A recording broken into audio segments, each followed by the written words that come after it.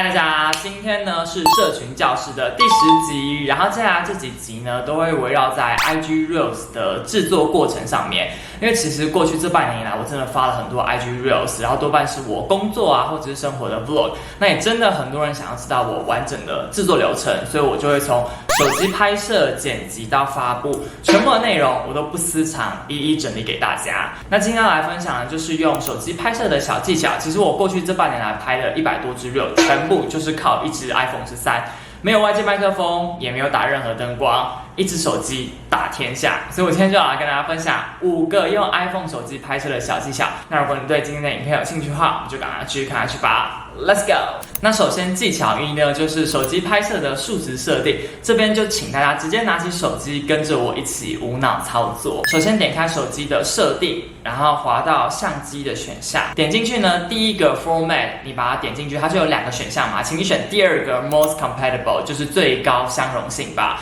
它的档案格式跟多半的剪辑软体都比较相容，而且它色调比较自然。反正第一个就是问题很多，所以你记得一定要把它改成第2个。然后跳出去呢，第2行就是 Record Video， 在这边那个画素的设定啊，我通常都是选 1080p HD， 然后30 fps， 这个其实就是手机原厂的预设设定，所以如果你没有动过的话，它应该就是会停在这边。那我不建议你选 4K， 是因为如果你的笔电性能不够好，你在剪辑 4K 档案的时候非常容易宕机，而且 IG 它最高也只能上传 1080p， 所以就算你把它拍成 4K， 你上传之后还是会被 IG 压回1080的画质，那我们就是停在1080就好了。那再来技巧2呢，是手持拍摄的注意事项，这边我把它整理成几个要点跟大家分享。第一个就是大家拍摄的时候，请你不要单手拿，这样子就是会很晃。你要拍，你就是2手把它扶好，这样子稳稳的拍摄，或顶多左右来回幅度的小移动。因为你要想啊，你的画面本身之外，可能还会有文字以及人声，那这么多东西同时在你的影片上啊，你影片本身其实就是静止的，让大家专心看到你想要拍那个东西就行了。然后最后我会建议你每个影片片段的长度不要短于3秒。做影片的时候啊，最怕你的素材拍不够，因为你拍太多，其实剪辑很万能，都可以把它剪掉。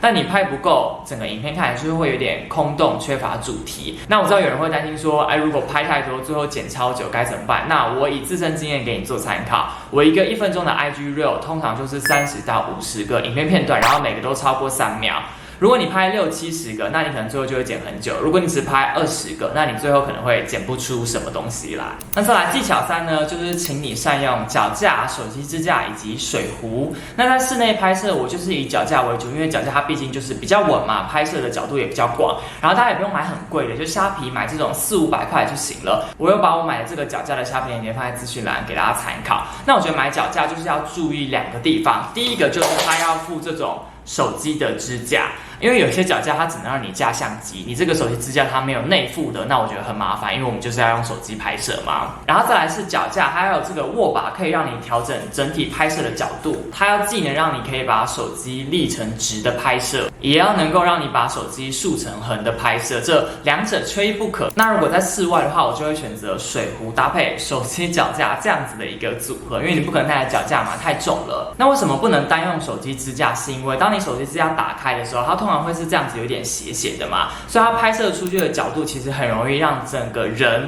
的下半身不见。但是如果你是直立这样子在桌子上拍摄的时候，其实它拍过去是还拍到你一点下半身的，我觉得画面会比较好看。那我觉得手机架的用意呢，是让你可以产生一个摩擦力，就是稳稳的靠在水壶的瓶身上面，不会直接滑掉这样子。技巧4呢，请大家善用相机的 0.5 倍率。什么是 0.5 倍率呢？当你点开相机，你就会看到现在下方它显示的我们在1倍率嘛。当你点 0.5 倍率，有没有看到整个视野就变得超级广的？因为我觉得在拍 vlog 的时候，很常需要人跟景色，或人跟食物，或人跟什么全部都进去镜头嘛。那我觉得这个模式就可以很好的确保你所有东西都会在镜头里面。那在这边也跟大家分享一下国外一个很流行的玩法，就是用这个 0.5 倍率的模式呢，做一个反转的自拍。简单来说，你就是在这个模式下，你直接把手机转过来，然后你把手举高，这样子的话就是自拍的感觉，但是整个镜头是非常的广角的。2个心得可以跟大家分享，第一个就是你手一定要伸得非常直，画面才好看。再来角度呢，你可以从水平的0度一路伸到大概60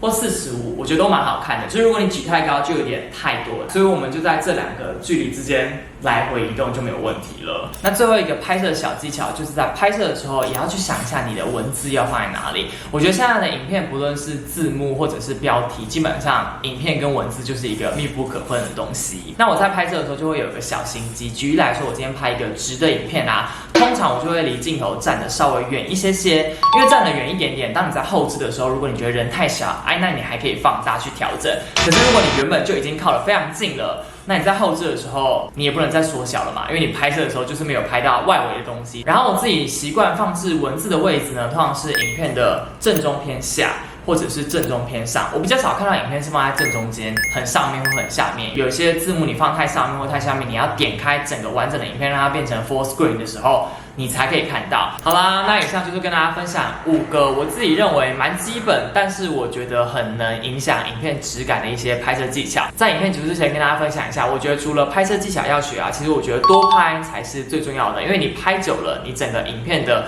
流畅度一定会提升非常多。尤其是如果你人要出现在镜头里面，你拍久了会看起来自然非常多。所以当你学会了这些手机拍摄技巧，还是觉得拍摄成果不理想的话，只要多练习就好了，千万不要气馁，好吗？好，那今天影片就到这边。如果大家想要看到我在纽约的更多生活分享，欢迎去追踪我的 IG。那 YouTube 这边双周3都会有一支新影片，我们就下期影片见喽，拜拜。